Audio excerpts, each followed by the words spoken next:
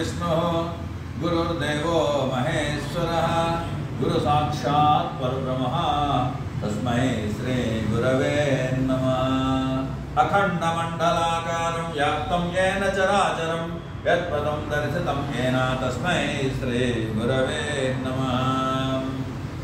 సుబ్రహ్మణ్య స్వామి వారి యొక్క షష్ఠి పర్వదినంలో విశేషంగా ఏంటంటే కాలసర్పదోషాలు, సర్పదోషాలు, అలా సర్పదోషాలు చాలా రకాలు ఉన్నాయి. అందులో సూర్యుడు ఒక్కొక్క రాశిలో వచ్చిన ఒక్కొక్క సర్పదోషం ఏర్పడుతూ ఉంటుంది. అందులో భయంకరమైనది ఏంటంటే అనంత కాల సర్పదోషం. ఇదేంటంటే టైం పీరియడ్ ఉండదు. దీనికి రోజు ఇన్ని బాధలు వస్తూనే ఉంటే బాధ పెడుతున్నట్టే. నవగ్రహాల దోషాలు లేకపోయినా కూడా అవన్నీ వీక్ అయిపోతాయి. గ్రహాలన్నీ కాలసర్పదోషంలో పడినప్పుడు, రాహుకేతు మధ్య పడినప్పుడు వీక్ అయిపోతాయి. అందువల్ల ఏంటంటే సుబ్రహ్మణ్య స్వామి ఆరాధన, మానసాదేవి, నవ గ్రహాలు ఎట్లున్నాయో నవ సర్పాలు కూడా అట్లా ఉంటాయి. అనంతం, వాసుకి, శేషు, పద్మనాభ, కంబళ, శంఖపాలో, దాత్తరాష్ట్ర, దక్షక, కాళీశ్వర, మోపిదేవి యొక్క దర్శనము.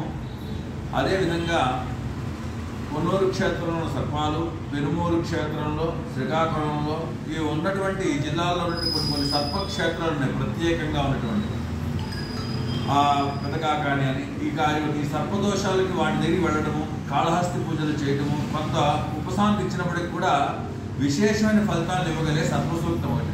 అయితే ఈ సర్పసూక్తం ఏంటంటే కనీసం 1000 పారాయణైనా చేస్తే కానీ దాని ఫలితాన్ని పొందలేము.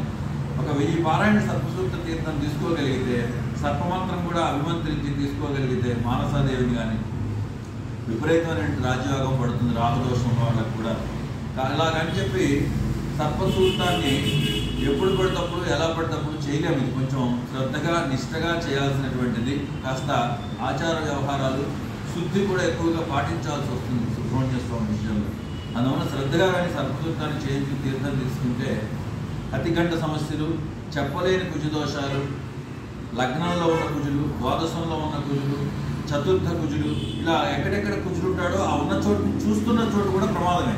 ఈ కుజదోషాలని, రాహుకేతు దోషాలని అరికట్టవచ్చును ఈ సర్పసూక్తంలో. జై బాల, జై గురు.